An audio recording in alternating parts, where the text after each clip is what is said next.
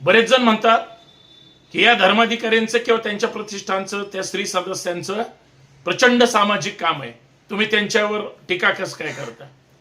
आता राजकारणी पुढारी माहितीत ना तुम्हाला काय म्हणतात, 80% समाजकारण आणि 20% राजकारण. ह्यांच्या 20% राजकारणात हे सत्तेवर येऊ शकतात का? हे खोटं बोलतात.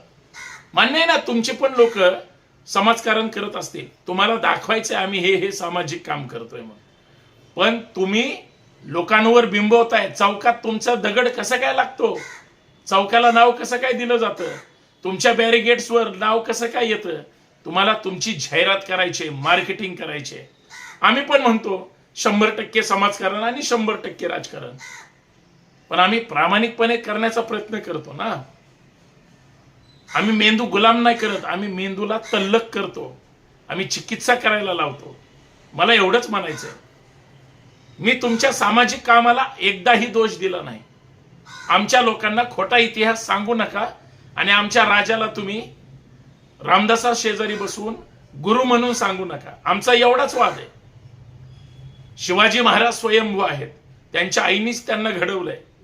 शिवाजी महाराजांसारखं महान कर्तृत्व, नेतृत्व, दातृत्व आणि पितृत्व या देशात नाही, जगात सुद्धा नाही. शिवाजी महाराज समजून घ्यायला 12 हत्तीचं बळ लागतं. आणि सगळ्यात महत्वाचं,